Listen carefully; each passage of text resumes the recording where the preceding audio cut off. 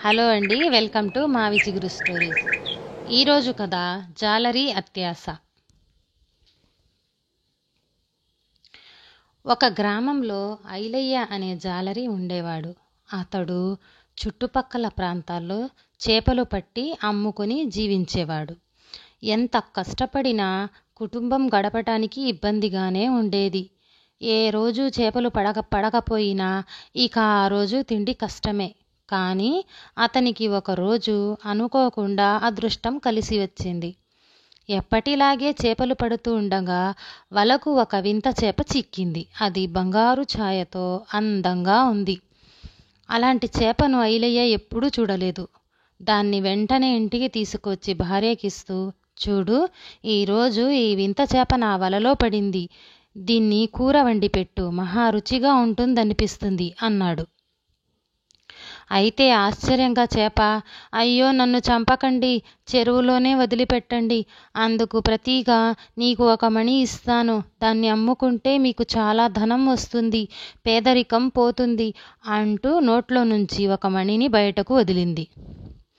అది చాలా కాంతివంతంగా ఉంది. అది చూసిన జాలరి దంపతులకు పరమానందం కలిగింది. అది ఒక మహిమగల చేప అని అప్పుడు వాళ్లకు అర్థమయ్యింది. అదే సమయంలో జాలరికి దుర్బుద్ధి పుట్టింది. ఆ చేపతో, అలాగే రేపటిదాకా నువ్వు ఇక్కడే ఉండాలి మరి అంటూ దాన్ని తీసుకువెళ్ళి నీటి తొట్టెలో వేశాడు. మర్నాడు చేపతో, చేప ఈరోజు కూడా నాకు ఒక మణి ఇచ్చావంటే రేపు నిన్ను చెరువులో వదులుతాను అన్నాడు. చేసేది లేక చేప మరో మణి ఇచ్చింది. కానీ మరునాడు కూడా అదే తంతు. ఈ జాలరి నన్ను వదలడు. రోజు నేను మణి ఇవ్వకుంటే నన్ను వండుకు తింటాడు ఈ నీచ మానవుడు. ఇక నన్ను ఆ దేవుడే కాపాడాలి అని చేప అనుకుంది. ఇలా రోజులు గడుస్తున్నాయి. ఆనతి కాలంలోనే జాలరి ఐలయ్య గొప్ప ధనవంతుడైపోయాడు.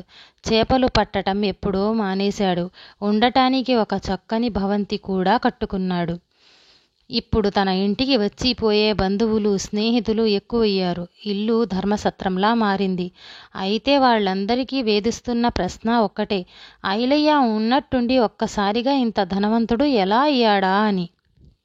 ఇది ఇలా ఉండగా ఒకరోజు ఆకాశంలో ఒక గద్ద ఐలయ్య ఇంటి మీదుగా ఎగురుతూ నీటి తొట్టెలో ఉన్న చేపను చూసింది.